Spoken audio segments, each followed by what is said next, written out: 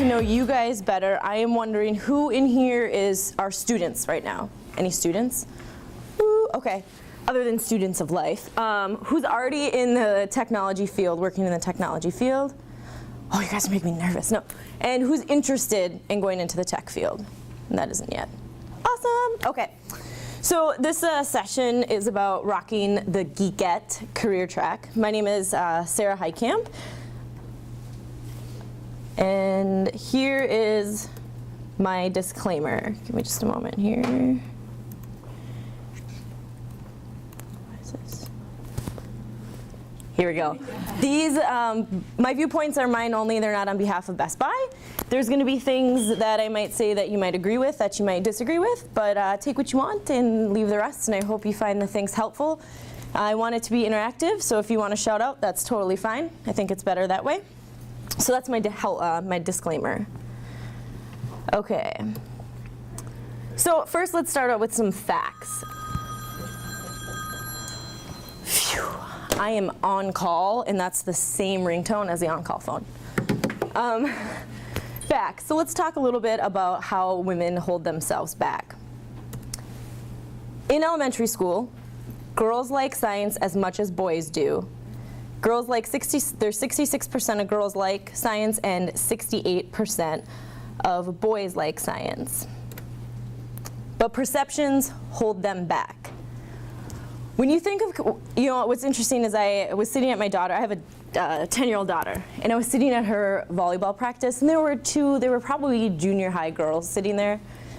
So I like to talk to random strangers, so I had to ask them. I said, what do you guys think about computer science? Be completely honest. First they were nervous. Well, it seems kind of boring. And I'm like, that's totally fine, that's a normal answer. And then I said, do you have an app on your phone? Yeah. Is there something you would like to see that app do that it doesn't? Yeah. Through computer science, you can make that happen. Oh, really? Absolutely. You ever go to a website and you don't like the way it is? Yeah. Through technology, you can change that. And then they lit up. So that 5-10-minute conversation was awesome. So I think there's definitely some perceptions that hold us back. They say that girls want to help people a little bit more. We're helpers, and 90% like to do that. And so they think that computer science and technology doesn't help people necessarily. So that's something else that holds the girls back. In college, and I think we know some of these statistics. They're well, you can Google women in technology and you get some of these statistics. I think everybody understands that women make up just a minority of the computer science majors. So today, I just wanted to kind of start out with some facts in the background, but we're kind of going to go over about me, my career, my stories, the challenges, the failures, the joys, and the support that I have found throughout I'm in the early stages of my career, throughout my career. So here it is. Here is the main secret success, the secret sauce to any successful career in technology. Oops. There isn't one. For so long, I thought that if I just read the right article or the right book, or there's a secret club where they talk about it, and they have all the tips and all the secrets about how I can be successful and how I can make myself more visible. And the truth is it doesn't exist. Everybody is so different, and everybody's perception of what success is different. So it's not a one-size-fit-all, you can just go get a hat and it's good, That doesn't exist, and I still struggle with that today. I will geek out for 3 hours looking through all these articles, hoping, and I'll copy and paste quotes and try to put this document together, hoping that I will get what I need from there.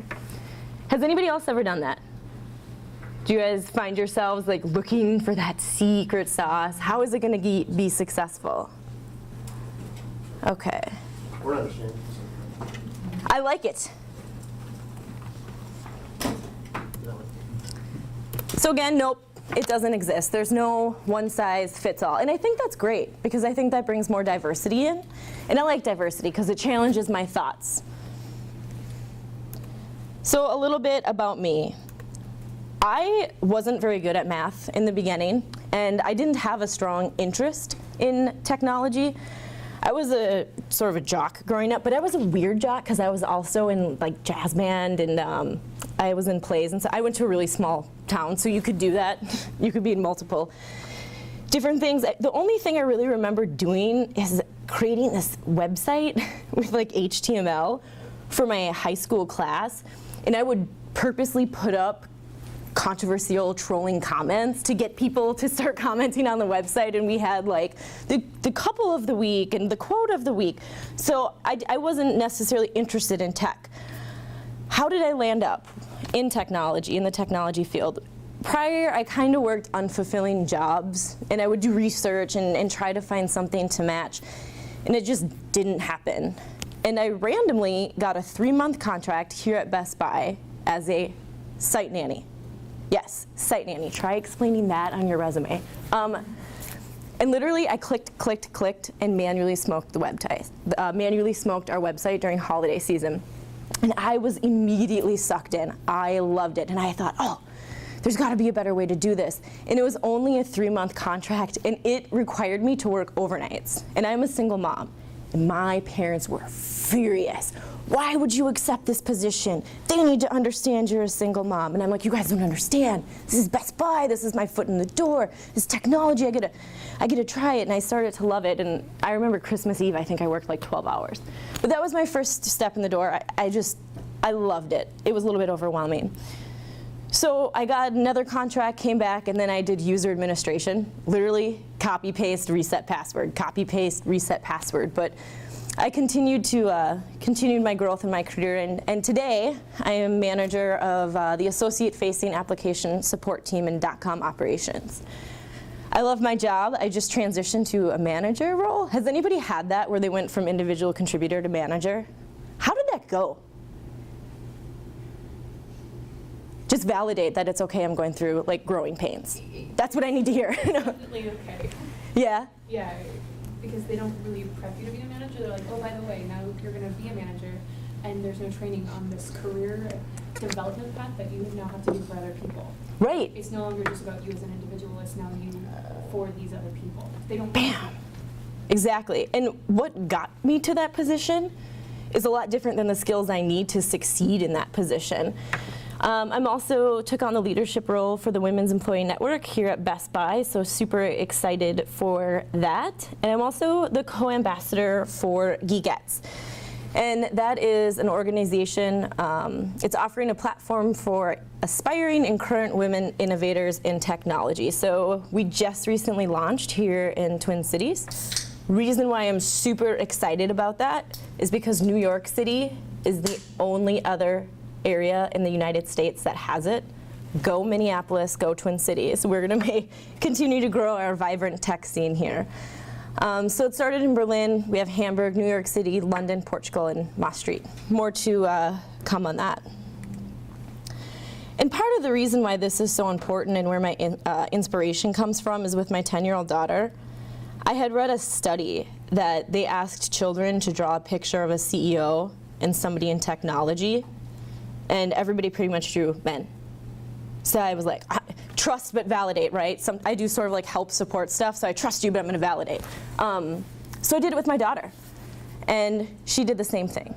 She drew a male for the CEO, and not only did she draw a male for the tech person, it was a geeky-looking male. I was like, thanks. But something that was sort of a tough awakening for me was I always would say, I'm bad at math. I'm bad at math. And I wouldn't think much of it. And my daughter's conferences, they write how they're doing, and I looked at the box for my daughter's math. I'm not good at math because I'm bad at it. That's the message that I was sending my daughter. And that was hard for me to like swallow that pill. So what I did is I found her a female high school student, and she tutored my daughter, and then she got her first A+ on her test. Yes. So that's really where a lot of my inspiration comes from. And even if she doesn't go in the technology field, I want her to know that she can do whatever she wants, and that it's about equality. It's not about better than, less than, but she can certainly do whatever she wants. So now, let's talk about some of the challenges. what were some of the challenges or some of the challenges you guys faced with a technology career? Don't be shy. I'm not. That's probably why I put my foot. Go ahead. Hi, I'm Amy. Hi, Amy. Developer. My biggest challenge recently, I always found it kind of easy once I decided to pick my major. I felt like most of the time when people would meet me, it was almost like they were feeding my drive to be better in this field. But recently, conferences have been terrible for me. The first thing that people say to you when they meet you is, "Oh, are you a designer? That's cute that you're at a PhD conference." And I found that may be feeding that drive to be better, but it also puts me in a position when they meet me, I now have to prove myself. Where they meet a man that's just accepted that they're a developer and that they're there because they have the skills there. That's been one of my recent challenges. Anybody else? Yeah.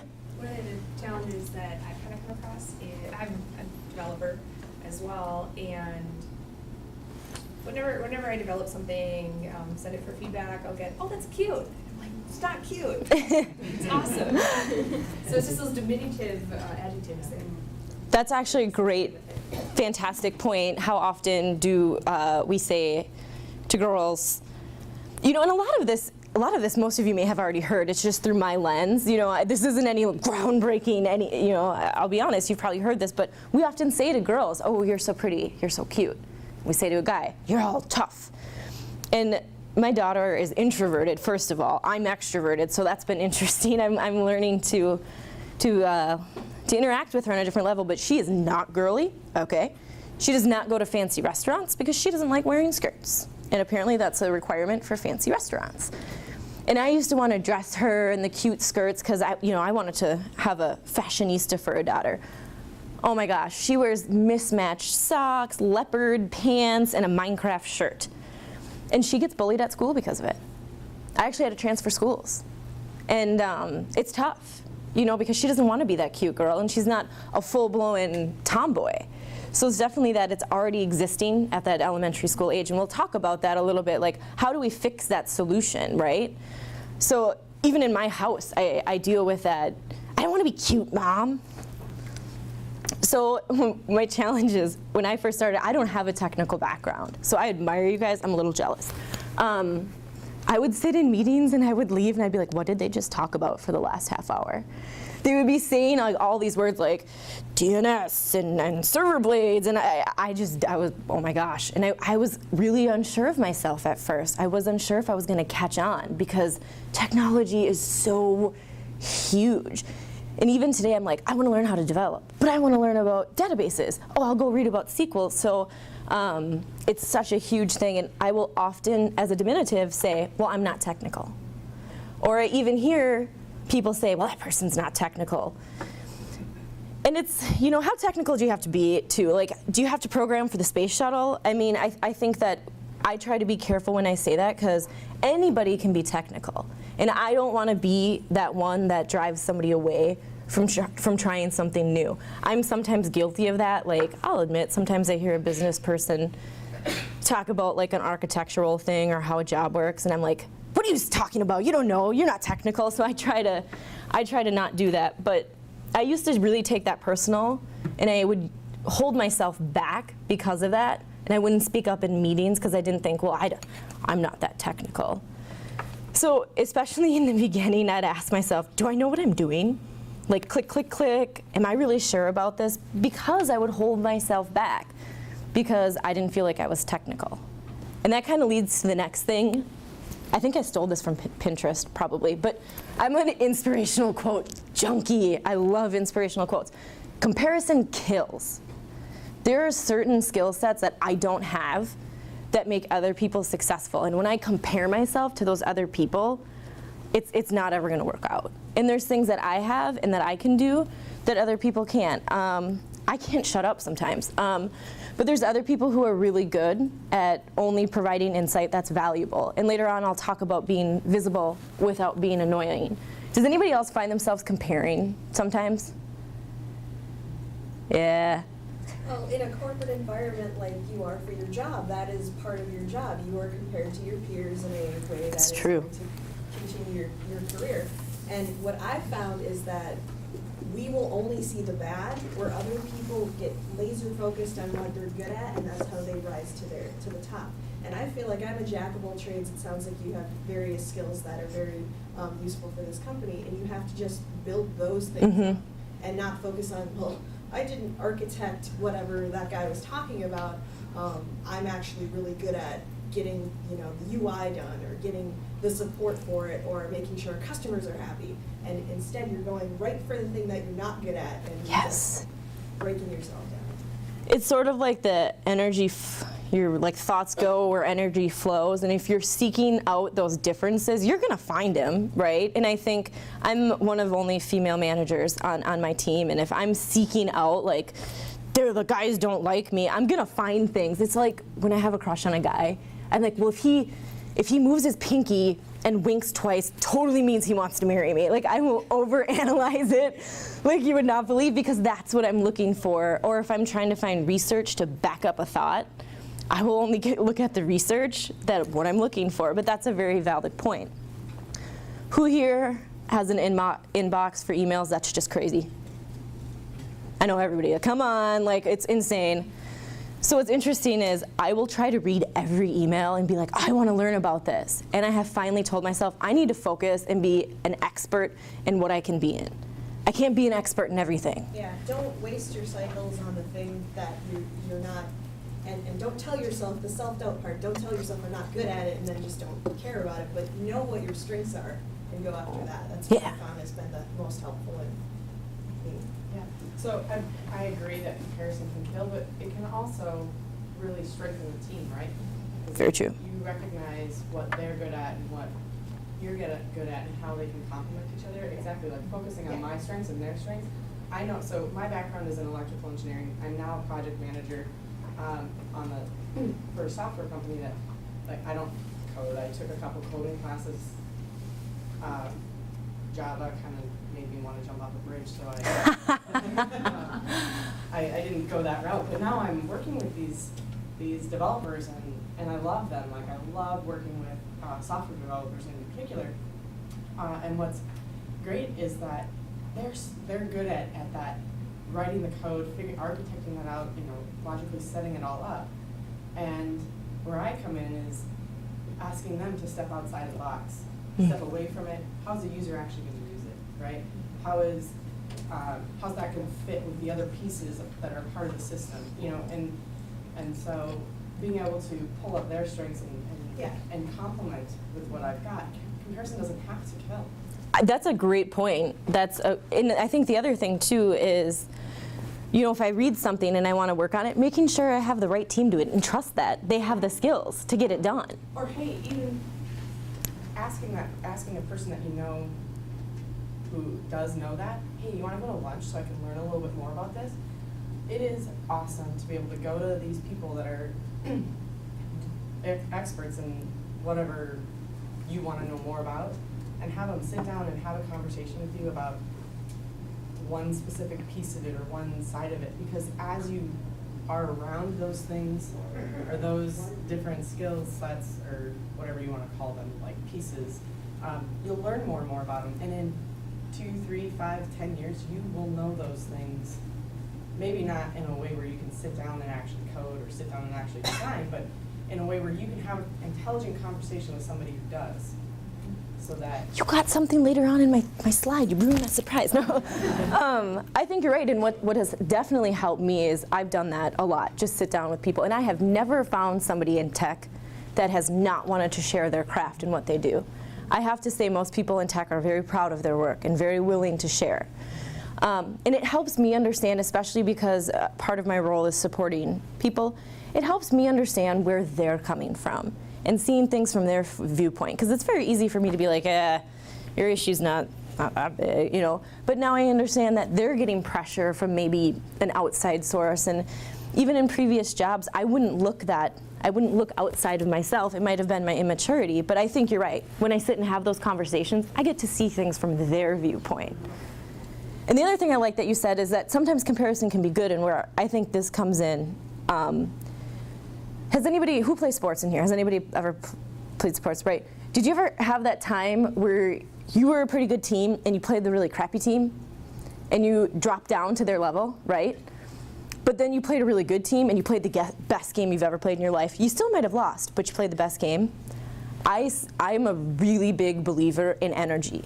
And if there's positive, uplifting people on my team, and I'm comparing myself, I don't want to be the Debbie Downer, you know? I don't want to be that bad person that is boo-hoo. So I think that's where good too, like comparing and seeing where's my team at, and not from a technical or skill standpoint, but just on employee morale, right?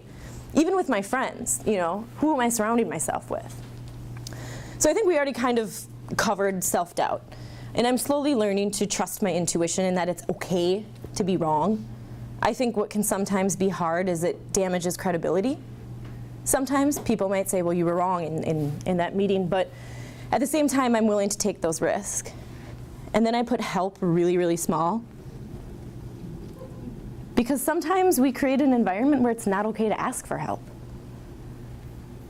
And I've become more and more willing to do that. I just learned about, can't remember that, I just asked some, I did the same, I said, can you just sit with me and whiteboard things out? But I've learned not to be afraid to ask help. And something I've learned too is somebody gave me feedback and they're like, that's what I appreciated about you.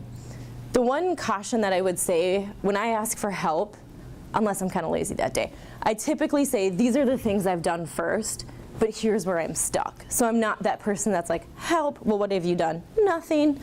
So I've definitely learned to be okay with help and creating an environment, even in my personal and professional life, where people feel like they can come and help me. I will help them. So I definitely think that has been a challenge sometimes, is I don't want to admit that I don't know it. That goes to my next thing. Sometimes I don't want people to perceive me as vulnerable or I don't know it all. So I'll be like, what? I'm not a genius. Why don't, like, I'm really, really smart too. Like, why don't you accept all my ideas? And the truth is I'm not always going to be a success. And I'm going to have really, really bad ideas sometimes. And sometimes I've found that I've come up with this solution to a problem and I'm like, woohoo! So I bring it over to the drawing board and I like present it and I'm all excited. And somebody's like, no, that's not going to work and here's why. Then I'd walk away and I would take it really personal. Oh, they don't like me, and the whole self-doubt thing would come in. But then I realized they just gave me really valuable information. So I would go back, reformulate it, fix it, fine-tune it, and then bring it back and say, ta-da! And they'd be like, oh, that's going to work. So I've learned that no doesn't always necessarily mean no. It means I can learn more, and that's okay. And that I'm not always going to be a success. And sometimes I'm going to fall flat on my face. And I definitely have done that. Learning to trust my intuition. There's some times where I've thought, yes, this is right, but I wouldn't speak up because I didn't trust myself. And then it would be the guy in the room that would say exactly what I thought, and I was like, ugh, because they'd be like, great idea. So just learning to trust my intuition and speaking up. The other thing is the messages that I'm telling myself. I'm just a girl, or I don't have the skills necessary. And somebody once told me that apparently your subconscious, like anytime you say I am, it takes it as a command. So if I'm always telling myself I'm not good or I'm not technical enough, it's going to show in my work. So I've definitely tried not to say, oh, I'm just a girl, I can't do it, or using that word just. I try not to use that word anymore. And I think the other thing is media and social perceptions. I got a funny story. So I'll admit I've done online dating before. And we were messaging each other, and he was in IT, and he's like, what do you do? And I'm like, well, I kind of work in IT. And I kid you not, his response was, IT and beautiful, a rare combination. What? Yeah. I've had guys walk away from me once I tell them my background's in engineering. Actually, I think it's kind of like, okay, great. Yeah. And then I had one guy who didn't know something. You can walk away.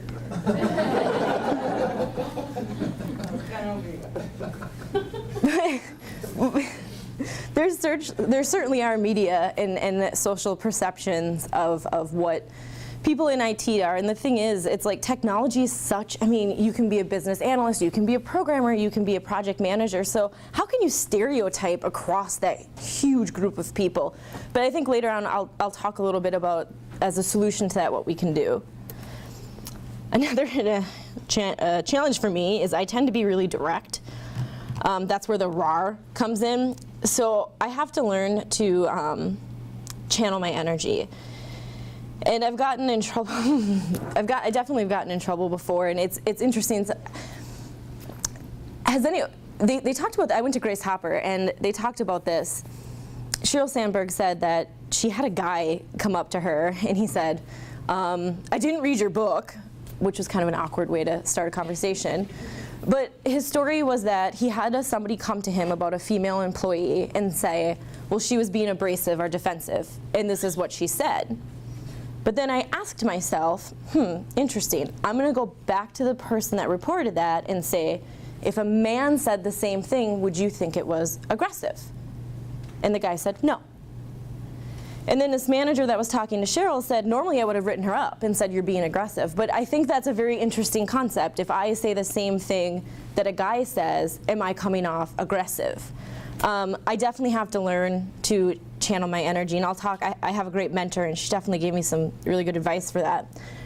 I also have to learn to be okay with saying, I don't know. I don't know the answer. I'm not a super genius person, and sometimes I don't want to admit that I don't know, and then I'll go geek out for like 3 hours and try to figure it out. It could be something like quantum physics, and I'll be like, I'm going to figure it out. The other thing is, early on in my career, I definitely tried to don the cape and help everybody and be this hero. And that sort of set me up for failure. I can't work at that pace. I can't work at 110% every day. And it would set up this perception that like I could do anything, and that's not the truth. So I sometimes have to learn to say no. And that's I'm a people pleaser sometimes, so that's definitely hard for me. Another challenge, a realistic challenge, I'm a mama. I'm a single parent. And so even when it comes to wanting to go to networking events, I need to make sure I find childcare.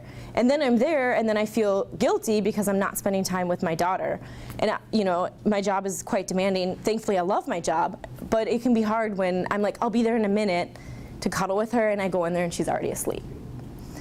And I think sometimes we don't talk about that enough because we don't want to get too much into that. And I want to make it clear, I don't expect to get any special treatment because I'm a parent, right? We have to have equal how we treat employees equal across the space, but it's definitely a challenge. The other thing is just growing into my manager role, and it's not about me anymore, like you said. It's not about me. It's not about, I have to be okay with not being the star performer. That's my next thing. I'm not the superstar. Have anybody worked with the people that won't give you information? They'll hoard information they don't want to share. Yeah, I see. That was me. I was a little insecure early on in my career, and I would give you a piece of the information, but I would keep my square because I wanted to be the superstar, and I've learned that's so detrimental to my team, and so I have to learn to be okay with that I'm not the superstar, and learn to delegate tasks. So what I've learned along the way, it's okay to take credit for my work. If I did a good job, I don't have to deflect it and say, oh, well, it was so-and-so that helped me. I think it's interesting, sometimes, just in general, we create a culture where people are like, well, that person's bragging or they're self-promoting. No, if I worked really hard on that project, or I lost 15 pounds, I'm proud of that. I'm going to take credit for that. And also showcasing our capabilities. It's okay to say, hey, I'm really good at this. And even doing that for each other and creating a platform at work where you say, so-and-so is really good at this. Work-life balance, that's a myth. I mean, especially with phones and tablets and everything. So I've stopped beating myself up over that. I do play volleyball. I spend time with my daughter. We like to go on adventures in Minneapolis. So that's fun. The other thing is that it's okay to take a risk. I've definitely got burned on taking risks, but I've definitely grown from taking risk. Has anybody had a situation where they took a risk and it was bad news? Please tell me yes. Thank you. I'm not the only one. Okay. Again, I kind of talked about this, is what am I telling myself? And then the other interesting thing is that there's so many roles in technology, and I've had women talk about that, like, I want to get into technology, but I'm not very, I don't know how to code. That's okay, you don't have to. So I think also encouraging women to do that. And diversity is the key to success.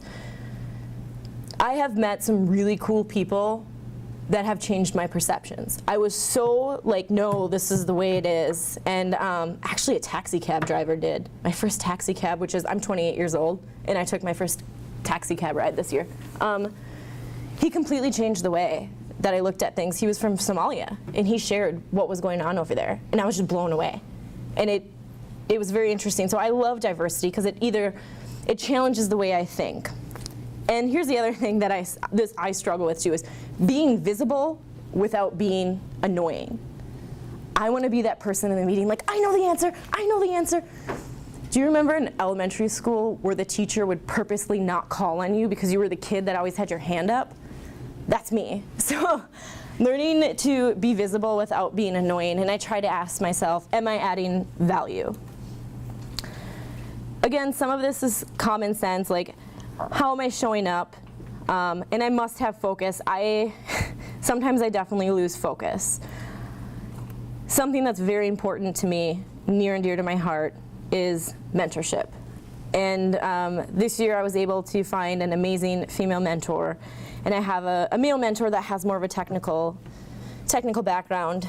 And I knew that when I found this, I knew that the woman mentor for me had to be somebody really, really good. It was very important to me. So I got to know somebody and I researched them. And I watched the way they interacted with people, and I was very impressed, and I asked them, but I didn't just run up and say, will you please be my mentor? I wrote them an email, and it was a very specific email. This is what I want out of the relationship, and this is why I'm choosing you. Will this work? And she said yes. Woohoo!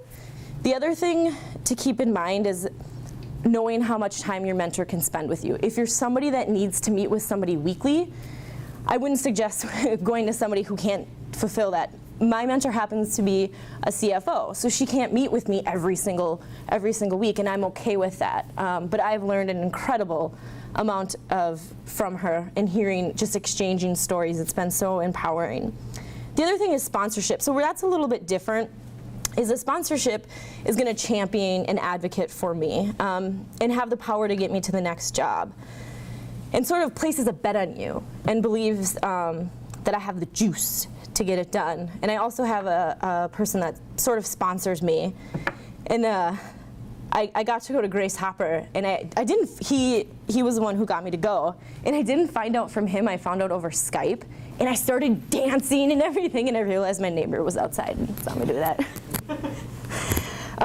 The other thing is too, like, a sponsorship is more earned through exceeding expectations.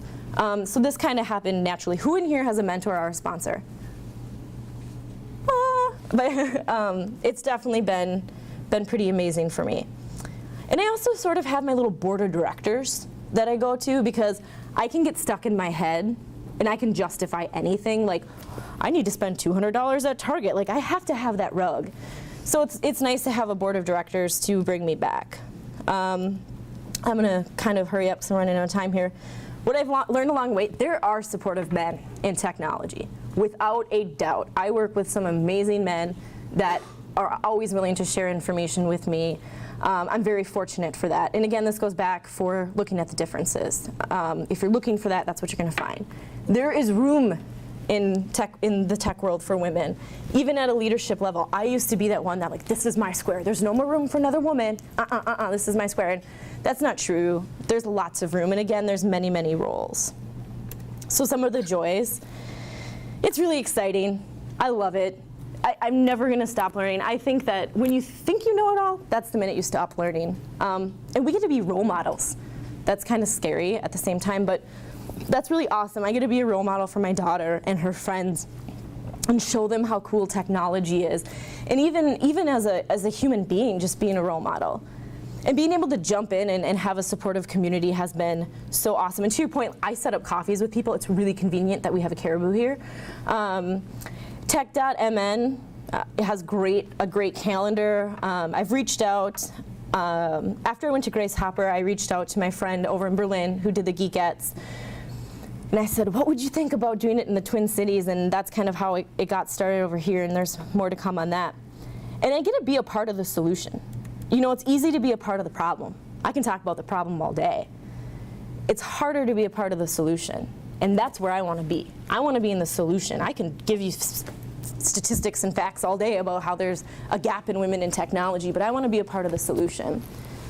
I want to introduce tech early. My daughter went to a coder dojo, and I was like sitting next to her, like trying to learn, but it was pretty amazing. I was able to get a picture of her right as she ran a Python script, and her face was all lit up. So cool, awesome moment. And again, making people aware of the stereotypes and providing encouragement for people who are interested in the industry.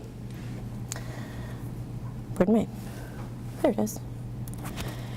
Again, Joys, I was able to, who in here, somebody's wearing a Grace Hopper shirt. You were able to go to Grace Hopper. Has anybody else ever been? Yes. So amazing. It was so powerful. Like, you could feel, I bet you it went all the way to Canada, the energy. Like, it was awesome. And being among women, like 4,700 women in technology, and this is what Grace Hopper is what really, like, pushed me to do more and to bring that and keep that in the Twin Cities. And that's why I reached out to Jess, because I saw something powerful going over there. And again, new connections. I've met some of you in here, like I've met through that, and it's so exciting to meet people. And again, I get to learn, and I get to support other women, and in turn, I get that support from both men and women. I wish I had time to show you. Google gave out glow sticks. I've never seen so many glow sticks in my life, and we were all dancing. And there was a woman that she had to be probably late 40s, early 50s, and she was just dancing by herself and jamming. So I went by her and we started talking, and she developed software for satellites. And I said, thank you for pioneering this trail for us. And what's really important for me is to continue that so my daughter can do that. I thought that was really awesome. So we launched Twin City Geekettes. It was founded in Berlin in 2011, and this is sort of the joy and how I found support. Regular events, workshops. We have a JavaScript one coming up. I'm going to be in California. I can't make it. It filled up too. More to come. But what's really important is that, one, you walk away feeling connected and supported, and that you have a community. And two, that you learn something that you can apply the next day at work. New thoughts, whether it be how to organize your inbox or how to use JavaScript. So again, it's a community based on trust and exchanging those stories. Has anybody ever sat at the computer and got an email? Maybe it's from like an SVP or even just from your boss, and you want to reply, but you just don't know the right thing to say? Please tell me that.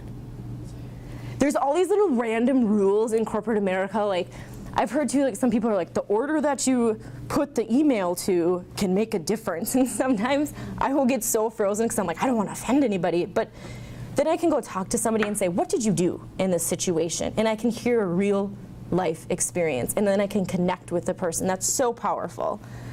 And again, it's showcasing each other. There are Sheryl Sandbergs, and that's great. But here in the Twin Cities, we have amazing females doing amazing things. And they need a platform to share that.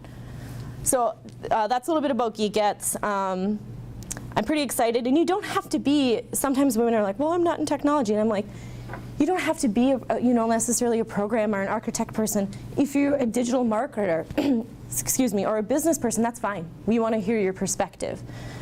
Again, and we went global in a big way. So here's all the cities that we have: Portugal, Berlin, Hamburg, London, Twin Cities, New York City, Maastricht.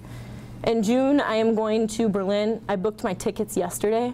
My daughter wasn't that excited. I'm like, we're going to Berlin. And she acted like we were just going to go to, like Shakopee down the road. But I was kind of hurt. They're doing a big demo day over there, and they've had a mentorship program. Yeah, I'm so excited. They had a mentorship program sponsored by Google. So we're going to bring that over here as we continue to build our community.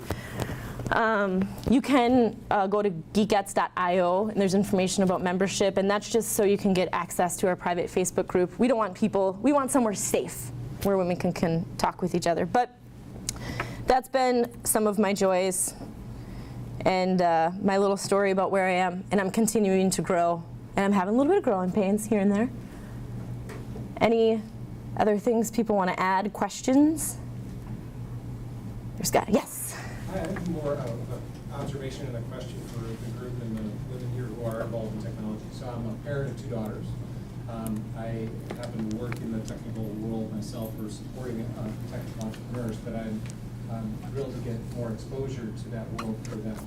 And one experience we've had that has been fantastic is robotics. Yeah. You've seen out in the hallway here, there's some of these robotics teams, and it's been an amazing exposure for her. So to the extent any of you have young women in your lives who are looking for a gateway into some technical exposure, it's been fantastic because it includes both hardware, software, integration component, as well as the collaboration side. It's been very cool. My question for the group is, what other experiences you have all had or informed your path that you would provide as maybe advice to somebody who wants to give their children more exposure to this world? Because it seems that there's a very early tracking that often takes place for people who are successful in technology, where there's an early spark that gets cultivated and deepened, and often it happens before college. Sometimes it may happen later, as it did in your case. But I'd love to hear any other experiences that you all have. If you were giving advice to somebody, to a young woman who wanted to get more exposure to this field or this domain, what would you recommend? If anybody can share any experiences, would welcome. Don't assume you need a computer science degree to be in technology. Yeah. I was an anthropology major, Okay. and I liked science and I liked math. I wound up as an anthropology major, and I found my way into technology, and it's a very useful degree. And when I got the graduate, when I graduated, I thought, what the heck am I going to do with anthropology? But I sit in that product management space, and so being able then to have the understanding of technology and being able to then translate and use some of those skills. I think that there's a lot of assumption that if you're going to be in tech, you're going to be a coder, you're going to be an engineer. And there's a lot of space, as Sarah was saying, to, if you're creative, there are ways you can use that creativity if you're interested in social sciences, there are ways to use that. So don't assume you need to be a computer science major. Especially since humans are using the apps and Mhm. technology. Yeah, along a similar vein, my undergrad was in theater. I was a director and a stage manager. I just started my own company last year. I'm building my application on my own, right? So it's pretty exciting, but you don't have to start off with a comp sci degree. What it starts off with is one, game thinking is a big deal. Like, it's not a buzzword. It's have fun thinking about things and try to break it. Like, push it until it breaks. Like, that kind of thought pattern, if you start out young, if you start out asking why or that doesn't make sense, engage in things like that. Some folks have mentioned Minecraft today. Like, and people joke about it, but I still play Minecraft. Being a gamer, having fun. And Solving problems. Solving Having fun solving problems. Exactly. Mhm. And if you come up with a solution and it isn't the right one, it fails. That was awesome. Do it again. Exactly. Another solution. There's a book that I just bought, and I'm buying all these children's books to just hand out to my friends because this book is called Rosie with Your Engineer, and it's all about that. Like, this little girl builds all this stuff kind of on her own, and then Awesome. she gets kind of beat down because people laugh at her. But then she's got this aunt that comes in, and her aunt laughs at her when her invention fails, but she's like, no, it was awesome, let's do it again, because it succeeded for a little bit before it failed. And so the book is kind of teaching you that you're gonna build stuff, it's gonna work for a little bit or not, but you're gonna fail and you do it again. And that's I have 6 nieces and nephews, and that's one of the things that I see repeatedly, where if they lose at a game or if they fail at something that they try, they get discouraged and they just want to walk away, and they don't get encouraged to come back and try again. Yeah. And that's what, ultimately what kind of we're all doing here in technology is we're solving problems. Especially, I have a comp sci degree, and I would say if you're interested in it, and in high school or college, go for it. Yeah. She's got one too. I had some people, oh, why would you do that? Comp sci degree is so hard. Why would you want to do something so hard? Don't know any different. Well, Because you want to do it. Yeah, you want to do it. I wanted the challenge. So. To me, the most important thing was always curiosity. Like, Mhm. without that, like you need to be curious about anything and everything. And to me, it was always in spite of what everyone said, did, or told me not to do, or that was always my big thing. And I also have a computer science degree, and I think one of the things that led me in that direction was my parents had the foresight to send me to summer math camp when I was a teenager. I was, 15, 16 years old. I got to go stay at McAllister College and sleep in dorms and hang out with other kids my age and do math. It was fantastic. And there's a lot of opportunities like that. I don't know about for younger kids, but for older kids, there's UmpTIUMP, there's the Minnesota State High School Math League. So if young people in your life are interested in this stuff, it's a really good direction to go. Absolutely. I have to say it. Oh, sorry. No, go ahead. I was just gonna say quickly, I grew up knowing that I could be whatever I wanted to be. And that is something that I'm only recently finding out is not typical. But from very, very, very early age, our teachers, my parents, I could be whatever I wanted to be. It wasn't that you have to do this, you have to do that. But in doing that, like, I'm free to make my choices, and it's just led me to a place that is, exciting for me. And I don't think it's limited. It's awesome if you're in those like coding roles. I wish I maybe had started off with something that was more rewarding for me in order to get more into coding because I got so discouraged. But yeah, it's knowing that. What's that? Did you? Yeah. So I think just knowing that I could do whatever I wanted to do. I did not know that there weren't women in engineering when I chose to be an engineer. I had no clue until my 4th year in college when I walked into a conversion or a power conversions class, and I was the only white female in the class, and there was 45 people. That was a eye opener. I was 4 years into college before I realized that women worked in science and technology. Maybe I don't know what I was. I missed the memo too. Yeah. So I think it's awesome. Well, if you guys, their team is here, their robotics team, it's an all-girls team. You guys, it's all of you guys 15 years ago, or whatever age. So you're saying they're really awesome. For them, they're big shirts, they would love to interact. Great. Thank you, everybody. I appreciate it.